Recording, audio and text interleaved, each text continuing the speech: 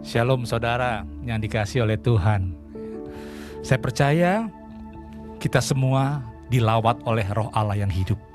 Siapa yang dilawat di rumah-rumah? Ya, lambaikan tangannya. Haleluya. Ya, biar Tuhan melawat saudara, memenuhi saudara. Ya. Nah saudara, kalau bulan lalu saya berbicara tentang Omega Point, akhir daripada kekristenan kita. Ya, saya percaya kita ingin mengakhiri iman kita dengan baik.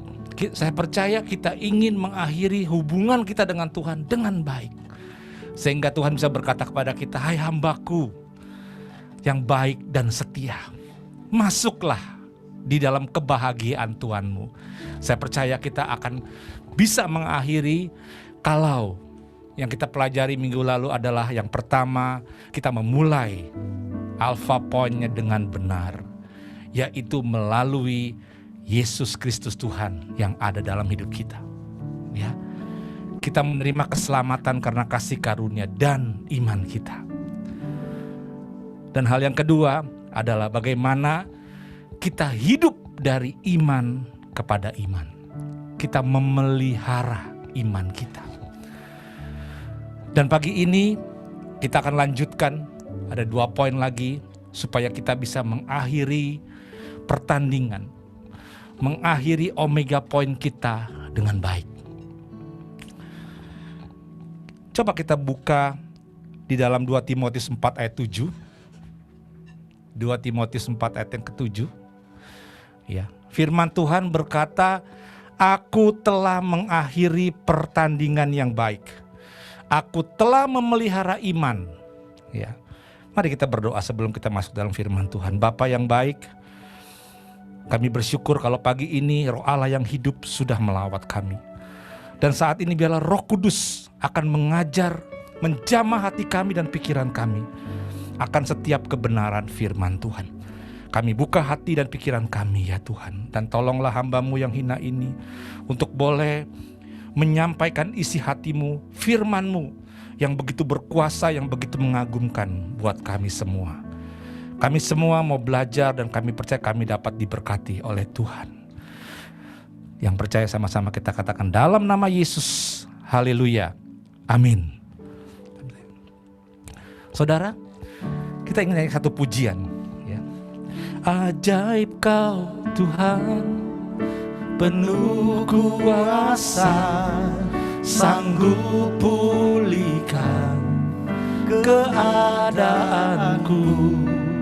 Dalam tangan-Mu seluruh hidupku tak akan goyah selamanya.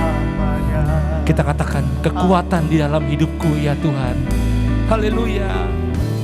Kekuatan di hidupku ku dapat dalam Yesus. Katakan Dia tak pernah tinggalkanku. Dia selalu setia menopang, setia menopangku. Dan kalian berseru dan kami selalu berharap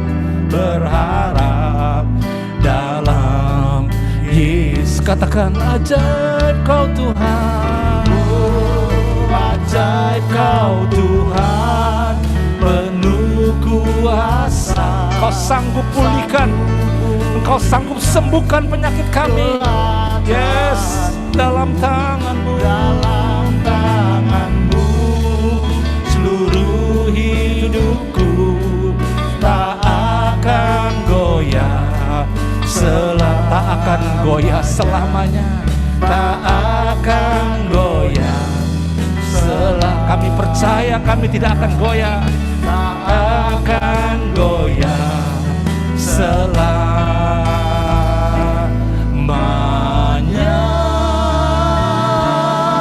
Yes, tepuk tangan buat Tuhan. Haleluya.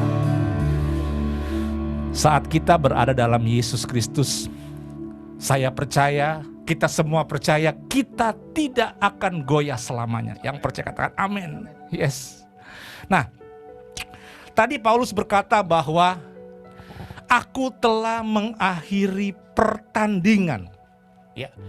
Di dalam bahasa aslinya pertandingan itu any struggle. Ya. Setiap pergumulan, setiap trial, ujian, setiap temptation dan cobaan. Nah, ini yang kita mau lihat. Jadi untuk mengakhiri pertandingan dengan baik, untuk mencapai omega point yang baik, bukan hanya kita sudah memulai dengan Yesus Kristus, kita memelihara iman, tetapi di tengah kita hidup di dalam kekristenan, kita dihadapkan dengan yang namanya pencobaan dan ujian. Inilah pertandingan, inilah struggle, trial, temptation yang harus kita hadapi.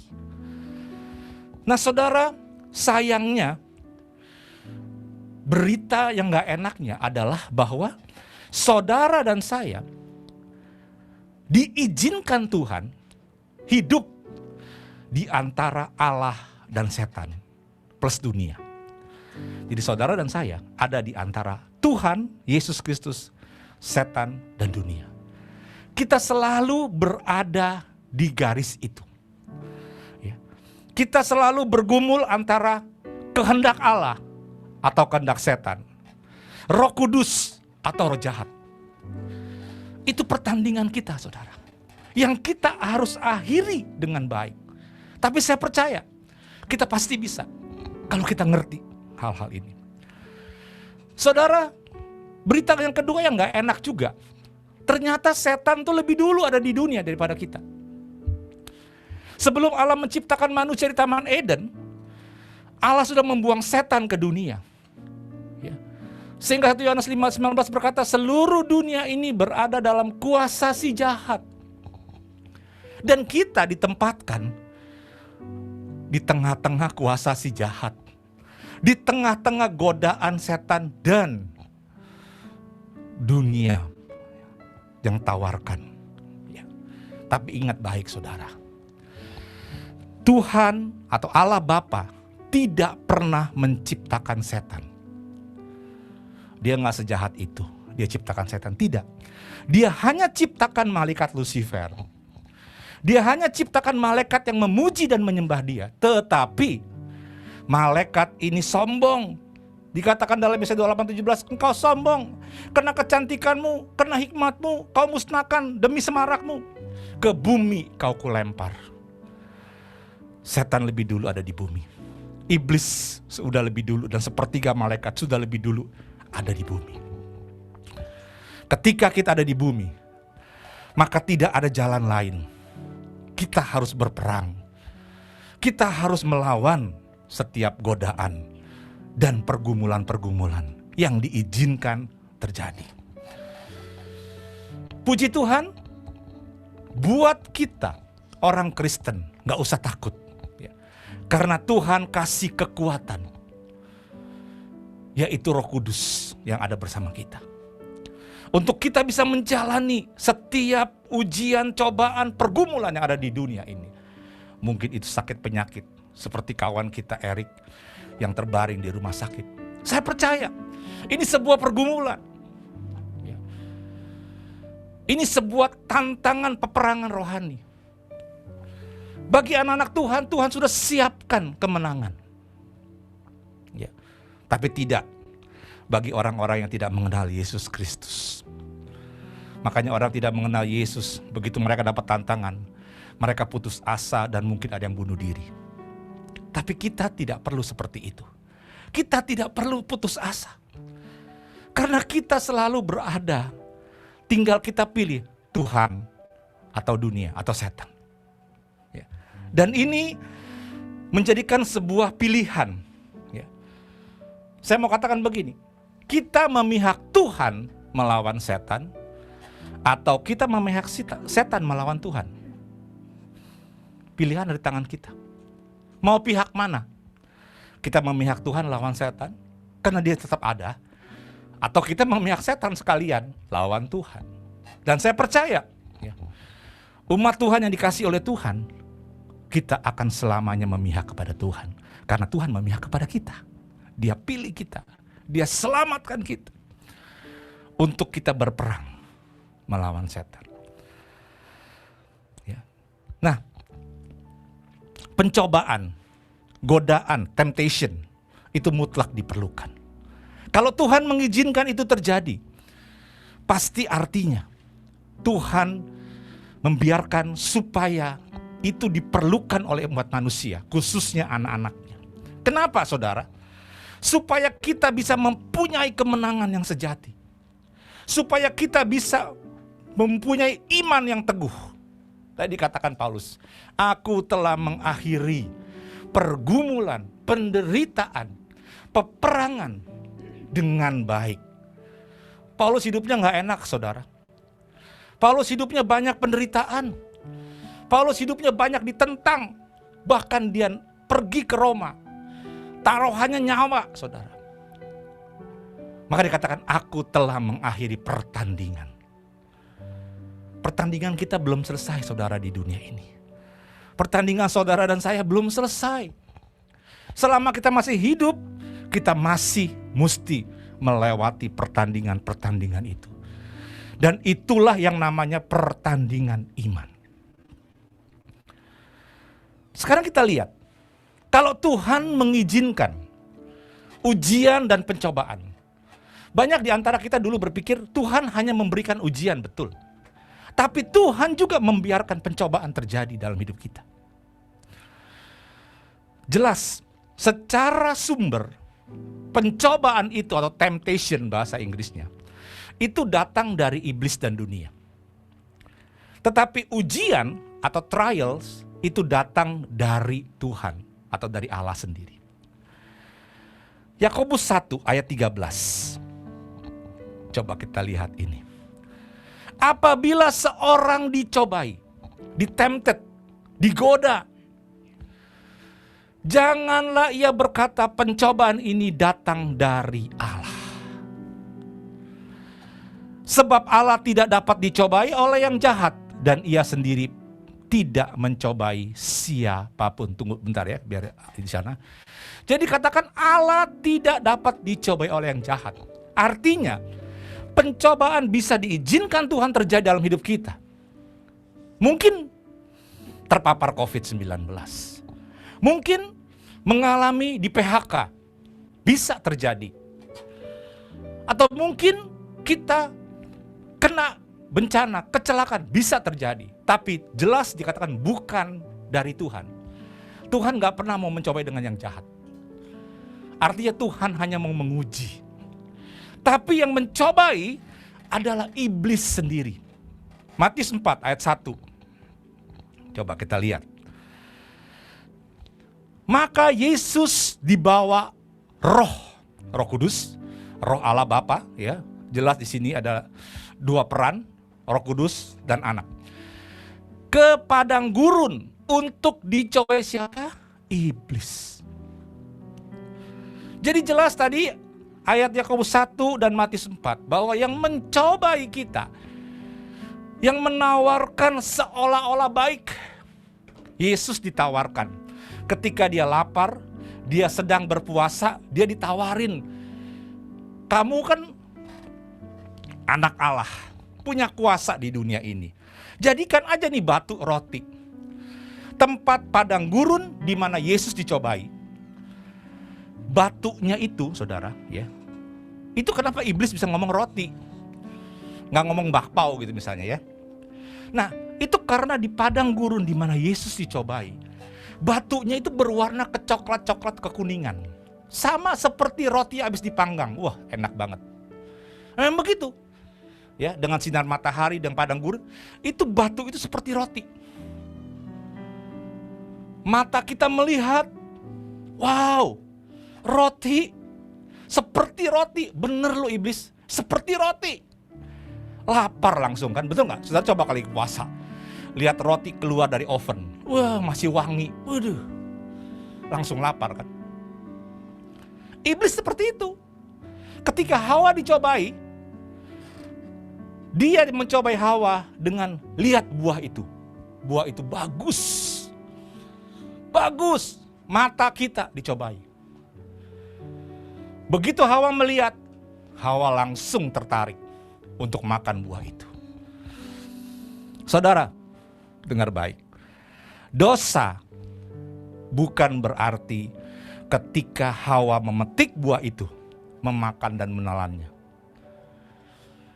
Kita sering bicara bahwa dosa itu kalau kita melakukan, dunia, polisi, pengadilan, jelas menuntut kita, menghukum kita ketika kita melakukan sesuatu, bertindak. Kalau misalnya ini contoh, saya pukul Ongki, saya membuat dia cedera, saya bisa ditangkap. Terbukti ada luka di Ongki, ya, dan saya ditangkap. Tapi saya tidak mungkin ditangkap polisi. Pagi-pagi saya ambil polisi. Bapak melakukan penganiayaan. Loh, penganiayaan apa, Pak? Terhadap Ongki. Lah, Ongkinya masih di rumah. Dia tahu juga kagak. Saya baru bangun tidur kok, Pak. Oh enggak, saya tahu. Semalam Bapak berpikir untuk menganiaya Ongki. Betul kan? Betul, Pak. Tapi saya belum aniaya. Iya, Bapak sudah bersalah. Ada nggak yang nangkap begitu? Nggak ada. Tapi dosa bukan pada saat engkau melakukan, tapi saat engkau melihat, engkau berpikir, udah dosa. Makanya Hawa berdosa, bukan karena dia makan saja. Ada pertanyaan, kalau dipetik doang dilihatin dosa nggak? Kemudian kalau dipetik, dimakan, tapi nggak ditelan, dosa nggak? Dosa adalah ketika kita mengingini di hati kita. Saudara, iblis mencobai seperti itu. Ya. Mengingini. Hawa dibilang, Hawa, buah itu adalah pengetahuan baik dan jahat. Dia mencobai Tuhan Yesus. Yesus, lihat itu batu. Seperti roti kan? Jadikan aja roti. Itu iblis mencobai kita. Ya. Kalau tadi sumbernya, pencobaan itu adalah dari iblis atau dunia dan ujian dari Tuhan. Tujuannya sekarang jelas. Pencobaan membuat kita berdosa. Coba kita lihat Yakobus 1 ayat 14 dan 15. Ini yang menjadi konfirmasi firman yang tadi saya katakan di Taman Eden. Tetapi tiap-tiap orang dicobai oleh keinginannya sendiri. Ingat ya, keinginan sendiri karena ia diseret dan dipikat olehnya. Dan apabila keinginan itu telah dibuahi, ia melahirkan dosa. Jadi dosa itu terjadi ketika kita mengingini dan membuahkan keinginan tersebut. Mungkin aja di pikiran kita keluar keinginan, tapi kita bisa tolak dalam nama Yesus dan kita gak jadi membuahi keinginan itu, gak menjadi kepikat. Maka tidak melahirkan dosa. Dan apabila dosa itu sudah matang, ia melahirkan maut. Ya, jadi jelas pencobaan datangnya dari si jahat, dari iblis yang mau kita supaya mengingini, membuahi, memikat, dan itu akhirnya melahirkan dosa. Saudara, sebagai orang percaya, saudara dan saya, kalau tadi Tuhan menempatkan kita di dunia ini, di antara ujian dan pencobaan, di antara Tuhan dan iblis, kita punya musuh, saudara. Musuh kita ada dua. Musuh yang pertama yang berada di luar kita, yaitu iblis dan antek-anteknya. Yang tadi mencobai Yesus, yang tadi mencobai Hawa, mencobai saudara, mencobai saya. Tapi ingat, iblis dan antek-anteknya sudah dikalahkan di bawah kaki Yesus. Melalui kematian Kristus, melalui kebangkitan Kristus, iblis sudah dikalahkan. Iblis gak berani masuk ke dalam tubuh kita, dalam jiwa kita. Coba kita lihat 1 Petrus 5 ayat 8. Dikatakan sadarlah dan berjaga-jagalah. Jadi iblis yang ada di luar itu sudah kalah sebetulnya. Tapi kita harus sadar, dia memang kalah. Berjaga-jagalah, lawanmu si iblis berjalan keliling sama seperti singa yang mengaum-ngaum, nakutin. Dia gak bisa masuk, dia gak bisa cengkeram kita selama kita dalam perlindungan Allah. Dan mencari orang yang dapat ditelan. Siapa yang dapat ditelan? Ketika punya keinginan. Ketika keinginan itu dibuahi dan dipikat, dan ia melahirkan dosa. Iblis bilang, saya menang. Mungkin itu karena berkat. Saudara diberkati. Mungkin saudara jadi kurang setia sama Tuhan. Beribadah, mungkin jadi jarang beribadah. Karena saudara lebih sering ngurusin berkat-berkat saudara, bisnis saudara, pekerjaan saudara. Sehingga lama-kelamaan iman saudara lemah. Di situ iblis serang. Makanya 1 Petrus 5 ayat 9, coba lihat. Firman Tuhan berkata, lawanlah dia. Yang singa mengaum-ngaum itu, lawan dia. Bagaimana ngelawannya? Dengan iman yang teguh. Ini saudara, itulah pertandingan kita. Iman kita harus selalu teguh. Karena kita memang senantiasa berada dalam cobaan dan ujian di antara Tuhan dan setan. Saudara jangan berpikir kalau saudara sudah terima Yesus, saudara bisa berbahasa roh. Setan takut, tidak. Dia akan keliling, melilingi saudara. Terus dia lihat titik lemahnya di mana. Itu musuh di luar. Makanya dia gak bisa nengkram, hanya mengaum-ngaum. Tetapi yang kedua, ada musuh yang di dalam. Nah, ini yang berat. Musuh yang di dalam ini, yang menjadi pergumulan kita setiap hari, saudara. Apa itu? Kita lihat 1 Yohanes 2 ayat 16. 1 Yohanes 2 ayat 16, dia berkata gini. Sebab semua yang ada di dunia, ini bukan lagi iblis, yang ada di dunia, di sekeliling kita artinya, di tempat kita hidup, yaitu keinginan mata, keinginan daging, keinginan mata, dan keangkuhan hidup. Jelas dikatakan bukan berasal dari Bapa, melainkan dari dunia. Kalau hari ini saudara merasa mata saudara digoda dengan berbagai tawaran dunia, hati-hati. Tuhan bilang itu bukan dari Bapa. Mata kita ini sumber di mana godaan itu paling cepat datang. Tadi saya sudah katakan bagaimana iblis mencoba Yesus melihat batu yang seperti roti. Bagaimana iblis menggoda Hawa melihat buah apel begitu indah. Bagaimana Daud jatuh ke dalam dosa ketika melihat Batsheba mandi. Saudara, keinginan mata itu bahaya. Keinginan daging. Kalau saudara mau sombong, keangkuhan hidup. Saya ini siapa? Saya ini gembala. Saya punya jemaat sekian. Hati-hati saudara. Ya, itu yang sulit dilawan. Kalau yang di luar tadi udah kalah sama Yesus. Yang di dalam harus kita yang ngalahkan. Ya, itu tadi pencobaan. Datangnya dari iblis. Sekarang kita lihat ujian. Tuhan juga menguji kita. Tapi tujuannya bukan supaya kita jatuh ke dalam dosa. Tidak. Ya, tetapi supaya kita memiliki iman yang murni. Kita lihat di dalam 1 Petrus 1 ayat 6 dan 7. Bergembiralah akan hal itu. Sekalipun sekarang kamu seketika harus berduka cita oleh berbagai-bagai pencobaan. Pencobaan di sini berbicara tentang ujian yang dari Tuhan, ya.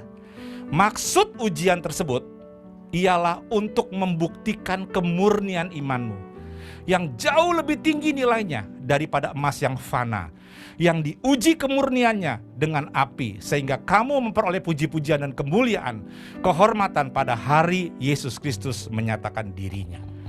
Pada saat Yesus Kristus datang, entah itu datang kedua kali, kalau ada kesempatan, atau datang untuk menjemput kita kembali ke Bapa melalui kematian. Disitulah dikatakan, hai hambaku yang baik dan setia. Iman kita diuji. Kenapa Tuhan menguji kita? Karena Dia pengen memurnikan kita. Sama seperti Ayub diuji oleh iblis, bilang, Ayub mah terang aja dia saleh, jujur, menjauhi kejahatan. Karena engkau berkati, engkau lindungi. Apakah kita yang jadi anak Tuhan itu seperti itu? Iman kita kepada Tuhan Yesus murnikah? Benar-benar kita cinta Tuhan? Atau cinta berkatnya? Atau cinta mujizatnya? Yang mana? Tuhan menguji kita supaya kita bisa dibentuk. Abraham diuji imannya supaya dia bukan hanya bapak dari satu anak, tapi bapak dari bangsa-bangsa. Supaya bangsa-bangsa lain mendapatkan berkat melalui Abraham. Tuhan kepingin menguji imannya. Seperti apa? Ya.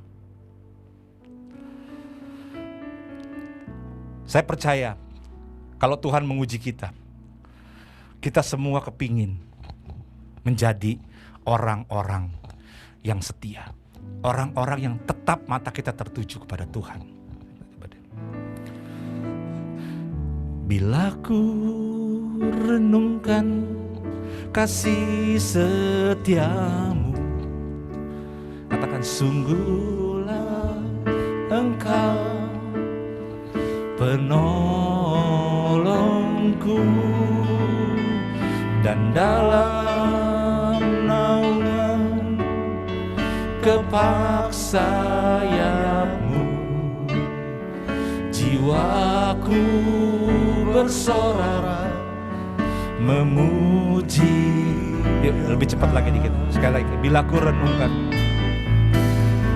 bila ku renungkan kasih setiamu, sungguhlah Engkau penolongku, di dalam naungan kepak sayapmu jiwaku bersorak memuji.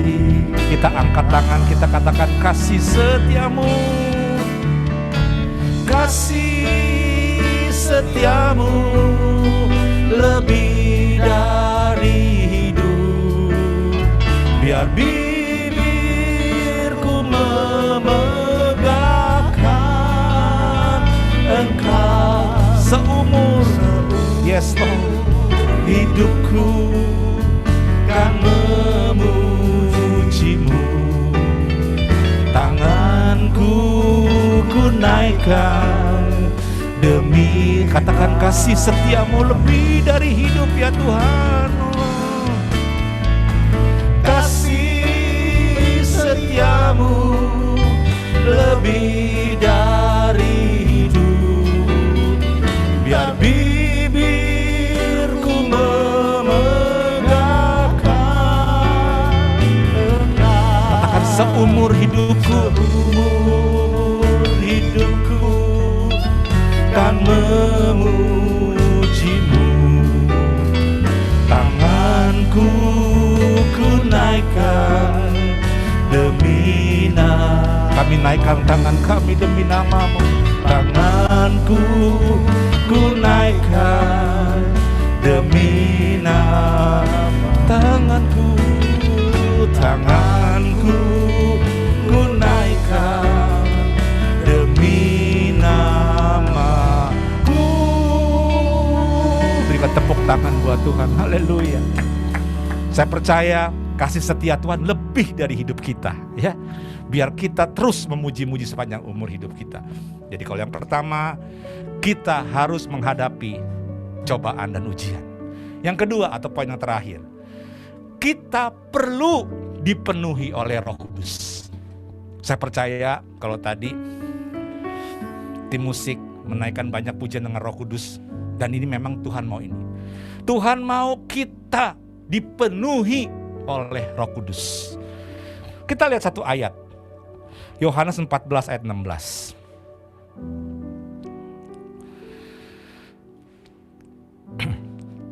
Aku akan minta kepada Bapa. Yesus minta kepada Bapa. Sekali lagi ini bicara tentang Tritunggal, Anak dan Bapa. Dan Ia akan memberikan kepadamu seorang penolong lain. Pribadi yang ketiga, Roh Kudus. Aku, Yesus, minta kepada Bapa di surga dan Dia akan memberikan seorang penolong lain, yaitu Roh Kudus. Dan yang paling penting, supaya Ia menyertai kamu selama-lamanya. Roh Kudus yang ada dalam saudara dan saya, itu bukan main-main loh. Itu Bapa yang kasih. Yesus minta kepada Bapa supaya Roh Kudus tinggal di dalam kita. Dialah yang menjadi penolong. Dialah yang memampukan kita mengakhiri pertandingan dengan baik.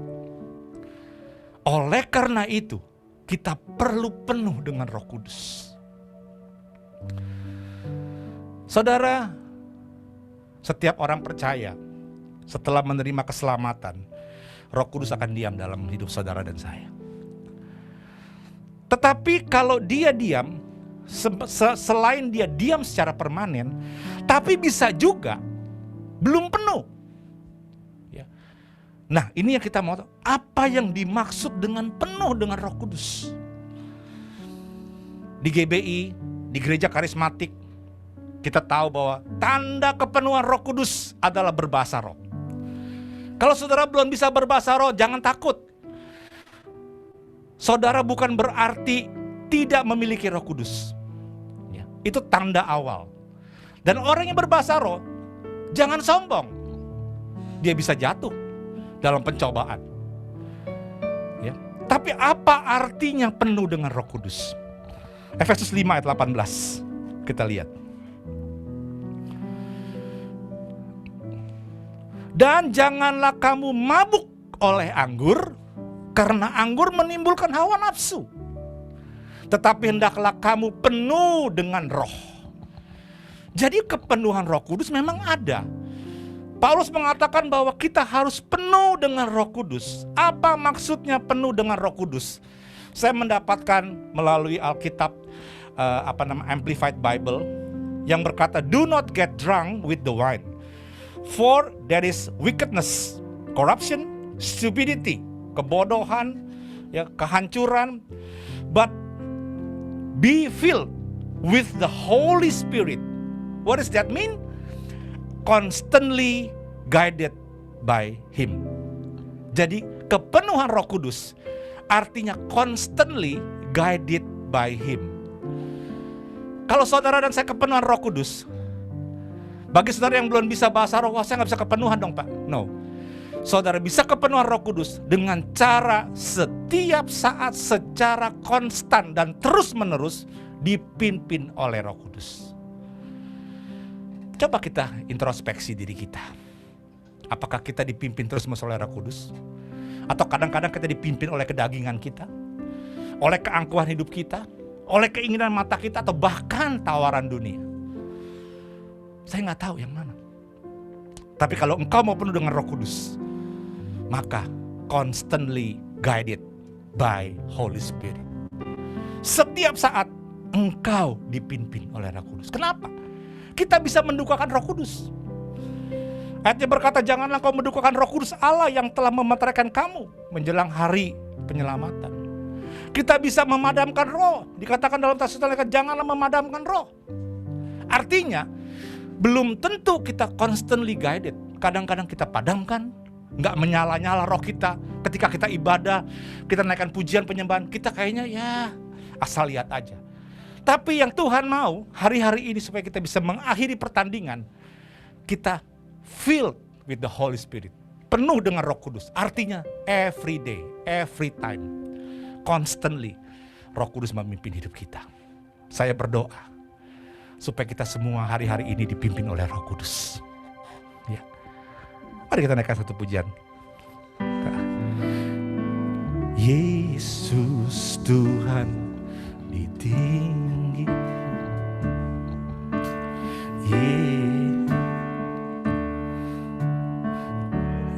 Yesus Tuhan ditinggikan atas segala alam, dimuliakan naik ke surga, berikan Roh-Ku. Datanglah sekarang ya Tuhan, datanglah sekarang penuh. Mari kita buka hati kita semua di rumah-rumah. Saudara buka tangan, buka hati kita. Yes Lord. Urapi kami sekarang ini dengan api. Katakan datanglah sekarang. Yes Lord. Datanglah sekarang, penuhi kami dengan kuasa-Mu. Urapi kami sekarang ini dengan api. Katakan Roh Kudus, ini hamba-Mu. Roh Kudus, ini hamba-Mu. Roh Kudus, Roh Kudus, penuhi. Sekali lagi katakan, minta Roh Kudus, ini hamba-Mu. Roh Kudus, hamba-Mu berdoa, biarlah Roh-Mu memenuhi setiap umat-Mu di rumah-rumah yang rindu dipimpin secara konstan, yang rindu dipimpin setiap saat, setiap hari.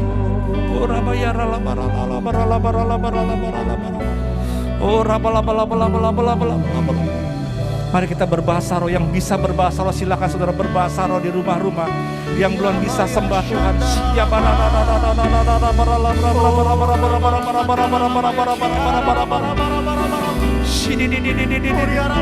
penuh Roh Kudus, penuh dengan Roh Kudus, penuh dengan Roh Kudus. Siapa? Kau terima kuasa Tuhan bekerja di setiap rumah-rumah yang menyaksikan Zoom ini dalam nama Yesus. Roh Kudus turun, Roh Kudus memenuhi. Oh, hamba-Mu berdoa ya Tuhan, yang belum bisa berbahasa roh, biar pagi ini Tuhan jamah lidah bibir mereka, sehingga mereka berbahasa roh, mendapatkan bahasa yang baru dalam nama Yesus. Dalam nama Yesus.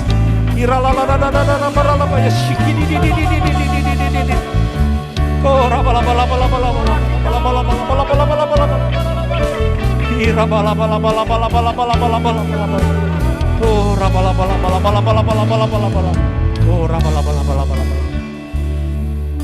terima kasih Bapa. Terima kasih Tuhan Yesus. Terima kasih Roh Kudus.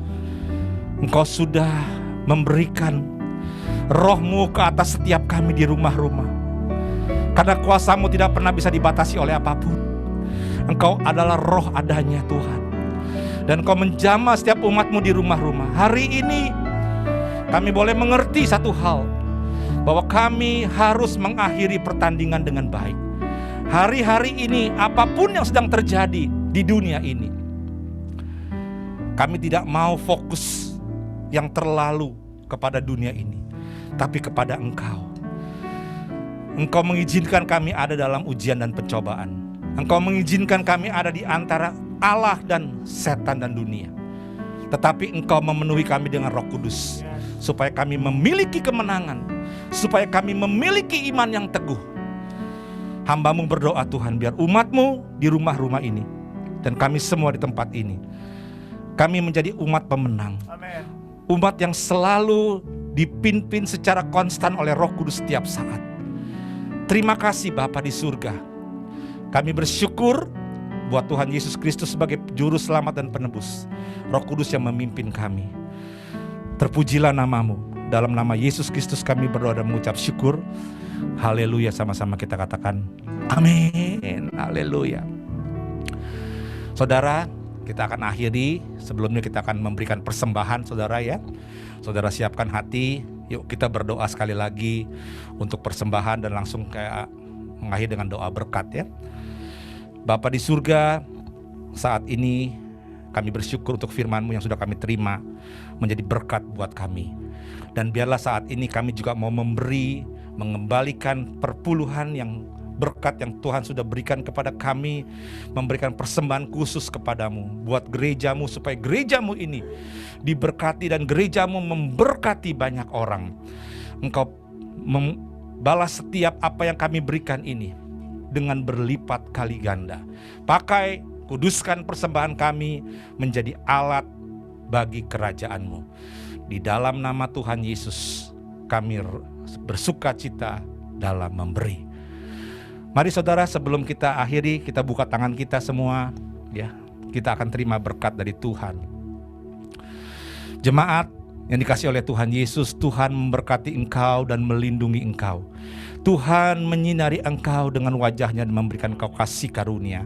Tuhan menghadapkan wajahnya kepadamu dan memberikan engkau damai sejahtera. Terimalah berkat yang sempurna yang datangnya dari Allah Bapa yang mengasihi kita melalui anaknya yang tunggal Yesus Kristus Tuhan. Dan pertolongan penghiburan Roh Kudus menyertai saudara mulai pagi ini sampai Maranatha dan bahkan sampai selama-lamanya. Kita yang percaya dan sudah diberkat sama-sama katakan amin. Tolong dibuka Ton. Haleluya. Selamat hari Minggu saudara semuanya. Tuhan Yesus memberkati. Iya.